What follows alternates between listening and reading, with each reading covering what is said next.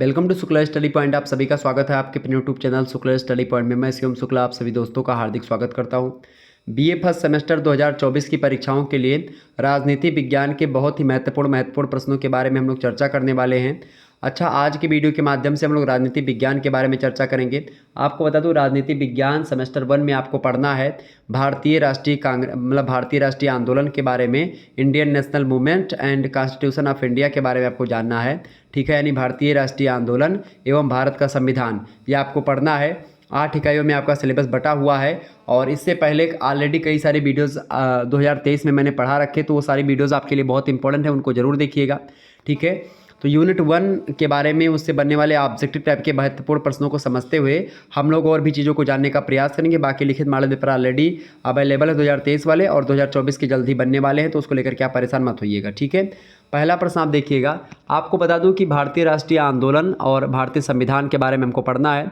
8 इकाइयों के माध्यम से हम संपूर्ण चीज़ों के बारे में जान लेंगे। भारतीय राष्ट्रीय आंदोलन में पहला प्रश्न आपकी स्क्रीन पर आ चुका है, ये यूनिट 1 के प्रश्न है। पहला प्रश्न, स्वराज्य मेरा जन्मसिद्ध अधिकार है और मैं इसे लेकर के रहूँगा, यह कथन किसका है? तो यह कथन सभी को पता होगा किसका है, बाल गंगाधर तिलक जी का ये कथन है। ठीक है, ये बात ध्यान रखिएगा। Option number D correct answer हो जाएगा, बाल गंगाधर तिलक। आगे बढ़ते हैं। आपको बता दूं कि भारतीय राष्ट्रीय कांग्रेस की अगर बात की, इसकी बात की जाए राष्ट्रीय आंदोलन की, तो कई सारे राष्ट्रीय आंदोलन हुए हैं। सबसे पहले आप देखते हैं भारत छोड़ो आंदोलन या होम रूल आंदोलन की बात करें, या भारतीय राष्ट्रीय आंदोलन की अगर बात की जाए तो 28 दिसंबर 1885 को भारतीय राष्ट्रीय कांग्रेस की स्थापना होती है। ठीक है, आपको बता दूं गोकुलदास तेजपाल संस्कृत स्कूल बम्बई में है, वहीं पर इसकी स्थापना होती है भारतीय राष्ट्रीय कांग्रेस की, और इसकी अध्यक्षता करते हैं WC बनर्जी। 72 प्रतिनिधियों ने उसमें भाग लिया। A.O. ह्यूम जो थे वो भारतीय राष्ट्रीय कांग्रेस यानी INC के अध्यक्ष नहीं है, उसके एक प्रकार से उसकी भूमिका या उसके गठन में महत्वपूर्ण भूमिका निभाई, या उसके एक प्रकार से प्रस्तोता बोल सकते हैं। ठीक है, उन्हीं वही हैं। प्रथम अध्यक्ष इसके होते भारतीय राष्ट्रीय कांग्रेस के कौन, WC बनर्जी, आप ध्यान रखिएगा। द्वितीय जो होते हैं उनमें नाम आता है दादा भाई नौरोजी का। ओके, तो भारतीय राष्ट्रवाद का पहला चरण जो होता है वो नरम दल का चरण होता है 1885 से 1905 का। 1905 ईस्वी के बाद आप देखते हैं एक नया आता है लाल बाल पाल का, बाल गंगाधर तिलक, लाला लाजपत राय और बिपिन चंद्र पाल। ठीक है, ये सभी लोग गरम दल के नेता होते हैं। ये और थोड़ा सा चीज़ों को बढ़ाते हैं और ज़बरदस्त तरीके से एक प्रकार से विरोध करते हैं अंग्रेज की नीतियों का। फिर उसके बाद 1909 से 1914 ईस्वी में अधिनियम आता है, और इस अधिनियम के द्वारा निर्वाचन मंडल प्रस्तुत किया जाता है। लाला हरदयाल ने 1903 में गदर आंदोलन शुरू किया था। कोमागाटा मारू की घटना सितंबर 1914 में होती है, और उसके बाद 1914 में पहला विश्व युद्ध भी आरंभ हो जाता है। ये सारी घटनाएं कहीं ना कहीं पे राष्ट्रवाद को बढ़ावा देती हैं, और एक राष्ट्रवाद को बढ़ावा देने के साथ साथ एक आंदोलन की पृष्ठभूमि तैयार करती हैं। इसके बाद में होम रूल आंदोलन होता है अप्रैल महीने में 1916 ईस्वी में। बाल गंगाधर तिलक ने होम रूल आंदोलन की शुरुआत करी और उसमें स्वराज की मांग करी, और इसमें एनी बेसेंट ने होम रूल आंदोलन के साथ बहुत अच्छे तरीके से आई और उन्होंने आगे बढ़ाया उसको, और मुख्यालय मद्रास के करीब अडियार में होम रूल आंदोलन का मुख्यालय स्थापित किया गया। फिर 1916 में लखनऊ अधिवेशन होता है, उसमें अंबिका चरण मजूमदार की अध्यक्षता में नरम और गरम दल के नेता फिर से एकजुट होते हैं। नरम दल और गरम दल यानी कांग्रेस दो भागों में जो बट गया था वो फिर से एक हो जाता है 1916 में। एक और राष्ट्रवाद की प्रबल पराकाष्ठा यहाँ पर दिखाई पड़ती है। फिर इसके बाद में भारत सरकार अधिनियम आता है 1919 में, और उसको भारत में जिम्मेदार सरकार की स्थापना के लिए पारित किया गया था। उसका विद्रोह हुआ, उसका विरोध हुआ। फिर चंपारण सत्याग्रह होता है 1917 में, फिर खेड़ा सत्याग्रह होता है 1917 में, अहमदाबाद मिल हड़ताल होते हैं 1918 में, रौलट एक्ट सत्याग्रही फरवरी में 1919 में उसका विरोध होता है गांधी जी के द्वारा। इस प्रकार से आप देखते जलियांवाला बाग हत्याकांड 13 अप्रैल को होता है 1919 में ही। 1 अगस्त 1920 को खिलाफत समिति ने 3 मुद्दों, पंजाब में हुई बेइंसाफ़ी, खिलाफत का मुद्दा और स्वराज की मांग पर 1920 में असहयोग आंदोलन की शुरुआत हो जाती है। और 1920 में ही अकाली दल आंदोलन हुआ था जिसका उद्देश्य स्वराज की मांग थी। तो कई सारी घटनाएं चलती रहती हैं और आगे होती। फिर आगे आप देखते हैं नेहरू रिपोर्ट आती है 1928 में, जिसमें राष्ट्र का दर्जा के लिए उसको, या फिर एक प्रकार से सार्वभौमिक वैश्य मताधिकार के लिए गठन किया था नेहरू रिपोर्ट का। जिन्ना एक प्रकार से 14 सूत्री कार्यक्रम 31 मार्च 1929 को देते हैं। 26 जनवरी 1930 को पहली बार स्वतंत्रता दिवस मनाया जाता है भारत में। तो ये सारी घटनाएं जो होती है बढ़ती रहती हैं। 1930 में 12 नवंबर को पहला गोलमेज सम्मेलन होता है। फिर 1931 को 5 मार्च को गांधी इरविन समझौते पर हस्ताक्षर होता है। 7 दिसंबर 1931 को दूसरा गोलमेज सम्मेलन होता है। कांग्रेस की तरफ से गांधी जी वहाँ पर हिस्सा लेते हैं, पहले में नहीं हिस्सा लेते हैं।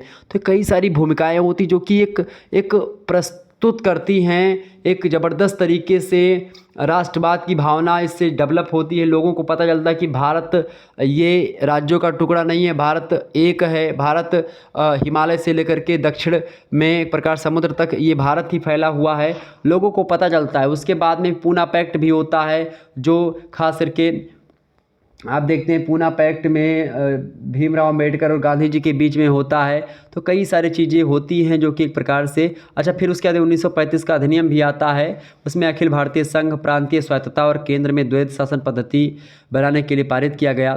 फिर उसके बाद भारत छोड़ो आंदोलन शुरू होता है। इसमें 1936 में खास करके लखनऊ उत्तर प्रदेश में अध्यक्षता कर रहे थे जेएल नेहरू, और 1937 फैज पर महाराष्ट्र अध्यक्षता जेएल नेहरू ही कर रहे थे। 1938 हरिपुरा गुजरात में भारत छोड़ो आंदोलन चलता है, अध्यक्षता सुभाष चंद्र बोस कर रहे थे उस समय कांग्रेस का। 1939 में अध्यक्षता भी वही करते हैं बोस जी। 1947 में आकर के भारत को स्वतंत्रता मिलती है। तो ये सारी चीज़ें हैं, यही सब है आंदोलन की भूमिका। दूसरा प्रश्न आपकी स्क्रीन पर आ चुका है, असहयोग आंदोलन किसके द्वारा चलाया गया था? तो असहयोग आंदोलन मैंने आपको बताया था, असहयोग आंदोलन जो है वो चलाया गया था किसके द्वारा भैया? असहयोग आंदोलन की अगर बात की जाए तो असहयोग आंदोलन किसके द्वारा चलाया गया था कि हम भाई सहयोग ही नहीं करेंगे। तो असहयोग आंदोलन चलाया गया था महात्मा गांधी के द्वारा। बिल्कुल करेक्ट आंसर है ऑप्शन नंबर ए, महात्मा गांधी के द्वारा असहयोग आंदोलन चलाया गया था। ऑप्शन नंबर इसका ए करेक्ट आंसर हो जाएगा। ओके, अगला क्वेश्चन आप देखिएगा। अगला प्रश्न, तीसरा नंबर प्रश्न आपकी स्क्रीन पर आ चुका है। रौलट एक्ट पास हुआ था। रौलट एक्ट कब पास हुआ था भैया? 18 मार्च 1919। करेक्ट आंसर हो जाएगा ऑप्शन नंबर बी, 18 मार्च 1919 को रौलट एक्ट जो है वो पारित होता है। बड़ा इंपॉर्टेंट भूमिका है, ये बात ध्यान रखिएगा। आपसे पूछे चंपारण सत्याग्रह तो आप बताएंगे 1917, खेड़ा सत्याग्रह 1917, अहमदाबाद मिल हड़ताल 1918 में होती है। रौलट एक्ट सत्याग्रह कब होती है? 1919 में। ठीक है, ये बात ध्यान रखिएगा। जलियांवाला बाग हत्याकांड कब होता है? 13 अप्रैल को होता है, ये बात भी ध्यान रखेंगे। तो इस प्रकार से कई प्रश्न आपके बन सकते हैं। अगला प्रश्न चौथा नंबर प्रश्न है, भारत परिषद का निर्माण किस अधिनियम के द्वारा किया गया? भारत परिषद का जो निर्माण किया गया था किस अधिनियम के द्वारा किया गया भैया? तो भारत परिषद का जो निर्माण किया गया था वो 1909 के अधिनियम के द्वारा किया गया था। अच्छा, 1909 के अधिनियम को एक और नाम से हम जानते हैं, उसको क्या बोलते हैं? 1909 के अधिनियम को मार्ले मिंटो सुधार। ठीक है, मार्ले मिंटो सुधार, मार्ले मिंटो सुधार अधिनियम इसको बोलते हैं, सुधार बोलते हैं किसको? 1919 के अधिनियम को, वो सॉरी 1909 के अधिनियम को। 1919 के अधिनियम को बोलते हैं मॉन्टेस्क्यू चेम्सफोर्ड सुधार अधिनियम। ठीक है, मॉन्टेस्क्यू चेम्सफोर्ड सुधार अधिनियम 1919 के अधिनियम को बोलते हैं। 1909 के अधिनियम को बोलते हैं मार्ले मिंटो सुधार। ठीक है, ये बात ध्यान रखिएगा। 1909 में जो कमियां रहती हैं उसको ख़त्म करने का काम 1919 में करते हैं। 1919 में जो कमियां रहती है उसको 1935 में ख़त्म करने का काम किया जाता है, ये बात ध्यान रखिएगा। ओके, पांचवा क्वेश्चन देखेंगे, बहुत ही इंपॉर्टेंट प्रश्न है, परीक्षा में प्रश्न आएगा। केंद्र सरकार मतलब केंद्र में द्वैध शासन की बात यहाँ पर की जा रही है। केंद्र में ध्यान दीजिएगा, केंद्र में बात कर रहा है। तो केंद्र में द्वैध शासन किस अधिनियम के अंतर्गत स्थापित किया गया है? भारत सरकार अधिनियम 1909, अधिनियम भारत सरकार अधिनियम 1919, भारत सरकार अधिनियम 1935, भारत स्वतंत्रता अधिनियम 1947। करेक्ट आंसर क्या हो जाएगा इसका? तो केंद्र में द्वैध की बात अगर करें तो वो 1935 के अधिनियम के द्वारा हुई है केंद्र में। ठीक है, लेकिन अगर बात करें कि प्रांतों में, तो प्रांतों में खास करके 1919 में ही द्वैध शासन की बात की जा गई थी। प्रांतों में द्वैध शासन की बात 1919 में की गई, लेकिन केंद्र की अगर बात कर रहा है तो वहाँ पर आप 1935 का जो भारत शासन अधिनियम है उसको लगाएंगे। अच्छा, ये 1935 का जो भारत शासन अधिनियम है ये एक प्रकार से इससे लगभग 100 से अधिक संविधान में, भारतीय संविधान में 100 से अधिक अनुच्छेदों को शामिल कर लिया गया है। या तो उसमें कुछ संशोधन कर लिया गया थोड़ा बहुत, या फिर सेम वैसे का वैसे शामिल कर लिया गया। ठीक है, ये बात ध्यान रखिएगा थोड़ा सा। ठीक है, समझ में आ रही चीज़ें? तो ये समझ में आ रही, बिल्कुल। चले आगे बढ़ते हैं, अगला प्रश्न। छठा क्वेश्चन आप देखेंगे, 1946 में निर्मित अंतरिम सरकार में कार्यपालिका परिषद के उपसभापति थे, बताएं। तो उपसभापति कौन थे भाई? 1946 में निर्मित अंतरिम सरकार में कार्यपालिका परिषद के उपसभापति थे जवाहरलाल नेहरू जी। ऑप्शन नंबर इसका ए करेक्ट आंसर हो जाएगा। 7वां क्वेश्चन आप देखिएगा। 7वां प्रश्न है, स्वतंत्र भारत का प्रथम भारतीय गवर्नर जनरल कौन था? बताएं। स्वतंत्र भारत का प्रथम भारतीय गवर्नर जनरल सी राजगोपालाचारी यानी चक्रवर्ती राजगोपालाचारी जी थे। Option number C correct answer होगा इसका। 8वां क्वेश्चन आपसे एग्जाम में बन सकता है, बहुत इंपॉर्टेंट प्रश्न है, बात ध्यान रखिएगा। प्रश्न है, इंडियन नेशनल कांग्रेस की प्रथम भारतीय महिला अध्यक्ष कौन थी? बताएं। तो इंडियन नेशनल कांग्रेस की प्रथम भारतीय महिला अध्यक्ष की बात हो रही, प्रथम महिला अध्यक्ष की बात होता तो एनी बेसेंट लगाया जाता, लेकिन प्रथम भारतीय महिला अध्यक्ष की बात कर रहा है तो यहाँ पर प्रथम भारतीय महिला जो थी वो सरोजिनी नायडू थी। ठीक है, कौन थी भाई? सरोजिनी नायडू करेक्ट आंसर हो जाएगा। ऑप्शन नंबर आपका सी। एनी बेसेंट जो थी वो प्रथम थी और एनी बेसेंट जो थी वो आयरलैंड की थी, ये बात भी आप ध्यान रखिए। कहाँ की थी? आयरलैंड की थी। कौन? Annie Besant. ठीक है, वो प्रथम अध्यक्ष थी लेकिन भारतीय नहीं थी, आयरलैंड की थी, इसीलिए वो नहीं लगेंगी यहाँ पर। ठीक है, क्लियर। आगे बढ़ते हैं, अगला प्रश्न। 19वां प्रश्न आपकी स्क्रीन पर आ चुका है। इंडियन नेशनल कांग्रेस किसके द्वारा स्थापित की गई? बताएं। A.O. ह्यूम, बाल गंगाधर तिलक, एनी बेसेंट या W.C. बनर्जी? तो इंडियन नेशनल कांग्रेस यानी भारतीय राष्ट्रीय कांग्रेस की स्थापना 1885 में की गई थी एलन ऑक्टेवियन ह्यूम के द्वारा, यानी कि A.O. ह्यूम इनका पूरा मतलब आधा नाम है और एलन ऑक्टेवियन ह्यूम इनका पूरा नाम है। ठीक है, ये बात ध्यान रखिएगा। तो इन्होंने ही एक प्रकार से क्या किया है, इन्होंने ही स्थापित किया है इंडियन नेशनल कांग्रेस को। प्रथम अध्यक्ष जो होते हैं वो W.C. बनर्जी होते हैं। एनी बेसेंट जो है प्रथम महिला अध्यक्ष हैं उसकी इंडियन नेशनल कांग्रेस की। ठीक है, बाल गंगाधर तिलक, ये कौन है भाई? बाल गंगाधर तिलक हैं स्वराज मेरा जन्मसिद्ध अधिकार है उसके नारा देने वाले। और इसके अलावा आप देखते हैं, इसके अलावा इन्होंने और भी कई सारे काम किए हैं, जैसे कि ये गरम दल के प्रमुख नेता हैं लाला लाजपत राय, बाल गंगाधर तिलक और विपिन चंद्र पाल। ठीक है, ये बात ध्यान रखेंगे। तो यहाँ पर करेक्ट आंसर हो जाएगा Allan Octavian Hume. Option number A correct answer होगा। 10वां नंबर प्रश्न आप देखिएगा। भारतीय राष्ट्रीय कांग्रेस के संस्थापक कौन थे? तो भारतीय राष्ट्रीय कांग्रेस के संस्थापक कौन है भाई? मतलब संस्थापक थे, असैनिक सेवक थे, विज्ञानी थे, सामाजिक कार्यकर्ता, मिलिट्री कमांडर। असैनिक सेवक थे। Option number A correct answer हो जाएगा। 11 नंबर क्वेश्चन आप देखेंगे, फटाफट से देखने का प्रयास करेंगे, बहुत ही इंपॉर्टेंट क्वेश्चन है। देखिए, निम्नलिखित में से कौन लगातार 6 वर्षों तक भारतीय राष्ट्रीय कांग्रेस के प्रेसिडेंट रहे? लगातार 6 वर्षों तक कांग्रेस के प्रेसिडेंट रहे वो हैं अबुल कलाम आज़ाद। ऑप्शन नंबर इसका बी करेक्ट आंसर हो जाएगा। नेक्स्ट क्वेश्चन आप देखिएगा, 12वां नंबर प्रश्न है। हरिपुरा, जहां भारतीय कांग्रेस का वार्षिक अधिवेशन वर्ष 1938 में सुभाष चंद्र बोस की अध्यक्षता में हुआ था, वह निम्नांकित राज्य में स्थित है? बताएं। गुजरात, मध्य प्रदेश, महाराष्ट्र या राजस्थान? तो इसका करेक्ट आंसर क्या हो जाएगा? वो गुजरात में स्थित है। ऑप्शन नंबर इसका ए करेक्ट आंसर होगा। अगला क्वेश्चन आप देखेंगे, 13वां नंबर प्रश्न है। सुभाष चंद्र बोस के त्यागपत्र के बाद भारतीय राष्ट्रीय कांग्रेस का अध्यक्ष कौन हुआ? बताएं। सुभाष चंद्र बोस के त्यागपत्र के बाद जो अध्यक्ष हुए थे भारतीय राष्ट्रीय का, अच्छा, सुभाष चंद्र बोस ने त्यागपत्र कब दिया था? तो उन्होंने कब दिया था? 1938 ईस्वी में ही, 1939 में उन्होंने दिया था, त्यागपत्र दिया था, मतलब खुद ही त्यागपत्र दे दिया था, चूँकि पट्टा भी सीतारामैया और उन्होंने चुनाव भी लड़ा था। तो गांधी जी नहीं चाहते थे कि भाई नेताजी सुभाष चंद्र बोस जीतें, और पट्टा भी सीतारामैया का सपोर्ट कर रहे थे गांधी जी। और गांधी जी ने साफ भी कहा था कि भाई पट्टा सीता भी रमैया की हार मतलब मेरी हार है। और नेताजी सुभाष चंद्र बोस गांधी जी की बड़ी इज्जत करते थे और उनका सम्मान भी करते थे, और इसीलिए उन्होंने क्या किया, कांग्रेस की अध्यक्षता अस्वीकार कर दी और उससे इस्तीफा दे दिया। तो प्रश्न आपसे पूछा गया कि हरिपुरा, जहां पर भारतीय राष्ट्रीय कांग्रेस का वार्षिक अधिवेशन 1938 में सुभाष चंद्र बोस की अध्यक्षता में हुआ था, वह कौन से राज्य में था? तो वो गुजरात में था। प्रश्न, सुभाष चंद्र बोस के त्यागपत्र के बाद भारतीय राष्ट्रीय कांग्रेस का अध्यक्ष कौन हुआ? तो राजेंद्र प्रसाद हुए थे। कौन? राजेंद्र प्रसाद। ठीक है, ये बात ध्यान रखिएगा। आगे देखिएगा, अगला प्रश्न है 14 नंबर। वर्ष 1938 के भारतीय राष्ट्रीय कांग्रेस के हरिपुरा अधिवेशन की अध्यक्षता किसने करी थी? तो हरिपुरा अधिवेशन की अध्यक्षता करी थी किसने? सुभाष चंद्र बोस जी ने करी थी। Option number D correct answer हो जाएगा। अगला प्रश्न है, सन 1938 में भारतीय राष्ट्रीय कांग्रेस के अध्यक्ष निर्वाचित कौन हुए थे?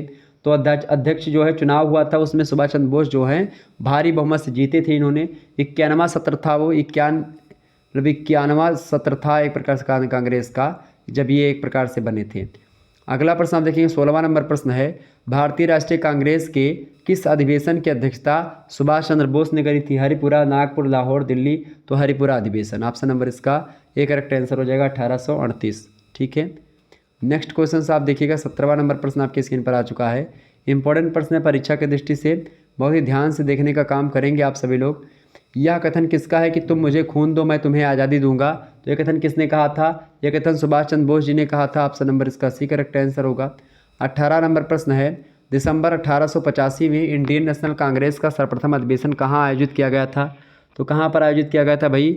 वो कहाँ पर आयोजित किया गया था? सबसे पहला मुंबई में आयोजित किया गया था, ये बात ध्यान रखिएगा।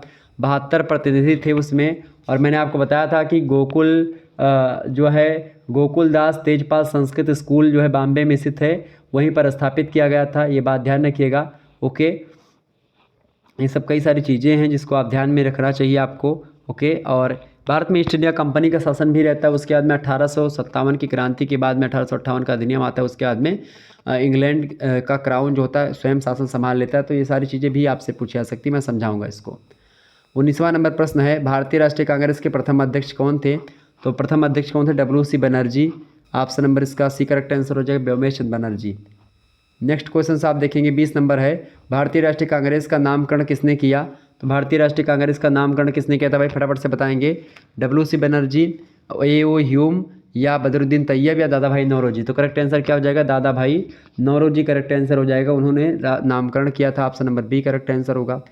21 नंबर क्वेश्चन है, निम्न में से कौन इलाहाबाद में 1857 के संग्राम के नेता थे? तो मौलवी लियाकत अली जो थे, ये इलाहाबाद से मतलब इलाहाबाद में 1857 के संग्राम का भाग ले रहे थे। नाना साहब खासकर तात्या टोपे जो थे वो कानपुर के थे। कानपुर से एक प्रकार से तात्या टोपे संग्राम लड़ रहे थे। झांसी से झांसी की रानी लड़ रही थी लक्ष्मीबाई। इसके अलावा बिहार से कुंवर सिंह लड़ रहे थे। आप देखते हैं इधर अलग अलग स्थानों से लोग लड़ रहे थे। दिल्ली से जो है मोहम्मद शाह जफ़र। ठीक है, आगे देखिए अगला प्रश्न है, इंडियन वार ऑफ इंडिपेंडेंस 1857 इस पुस्तक के लेखक कौन है? तो इस पुस्तक को लिखा है BD सावरकर ने। Option number A correct answer हो जाएगा। अगला प्रश्न 23 नंबर, भारतीय राष्ट्रीय कांग्रेस का एकमात्र अधिवेशन जिसे महात्मा गांधी के द्वारा संबोधित किया गया था वह संपन्न हुआ था कहाँ पर? तो कहाँ पर संपन्न हुआ था भैया? वो संपन्न हुआ था बेलगांव में। ऑप्शन नंबर इसका बी करेक्ट आंसर होगा। 24 नंबर प्रश्न है, कांग्रेस ने पूर्ण स्वतंत्रता लेने का निश्चय कब किया था? तो 31 दिसंबर 1929 को मध्यरात्रि में रावी नदी के तट पर ही घोषणा हो गई थी पूर्ण स्वराज की मांग, पूर्ण स्वतंत्रता। अगला क्वेश्चन है 25 नंबर, भारतीय राष्ट्रीय कांग्रेस के दूसरे अधिवेशन की अध्यक्षता किसने करी थी? दूसरे अधिवेशन की अध्यक्षता किसने करी थी भैया? दादा भाई नौरोजी ने करी थी। ऑप्शन नंबर इसका सी करेक्ट आंसर हो जाएगा।